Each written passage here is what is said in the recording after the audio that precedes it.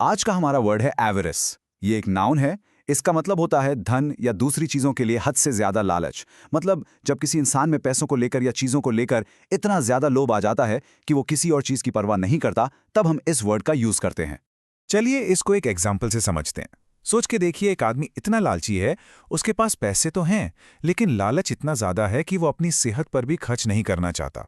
यही है avarice. The miser's avarice prevented him from spending any money even on his own health. तो ये एवरेस सिर्फ एक इंसान तक ही सीमित नहीं है, ये बड़ी बड़ी कंपनीज के लिए भी यूज हो सकता है। जैसे इस सेंटेंस में देखिए, यहां मुनाफा कमाने का लालच इतना बढ़ गया कि उन्होंने पूरे के पूरे रेन फॉरेस्ट ही काट दिए। Corporate avarice has led to the destruction of the rain forest for profit. और आप जानते हैं, ये लालच ये रिश्तों में भी दरार डाल सकता है। बिल्कुल, इस एग्जाम्पल को देखिए। यहाँ दो भाई हैं और विरासत के लालच में यानी एवरेज की वजह से वो आपस में बुरी तरह से लड़ रहे हैं। Fuelled by avarice, the brothers fought bitterly over their inheritance. एक बहुत ही पुरानी और मशहूर कहावत है इसके बारे में, आपने शायद सुना भी होगा कि लालच सारी बुराइयों की जड़ है। ये बिल्कुल वही बात कहती है कि दुनिया में जितनी भी गलत चीज़ें हो रही हैं, कहीं ना कहीं उनके पीछे लालच ही होता है। और इंग्लिश में इसे कहते हैं avarice is the root of all evil.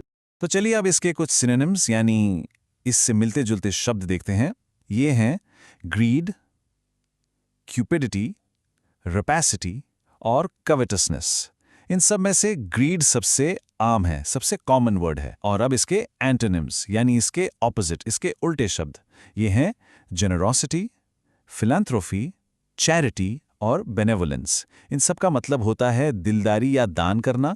और सबसे इंपॉर्टेंट एंटोनिम जो आपको याद रखना है वो है जेनरोसिटी। बस आज के लिए इतना ही। मिलते हैं नेक्स्ट वीडियो में। Happy learning.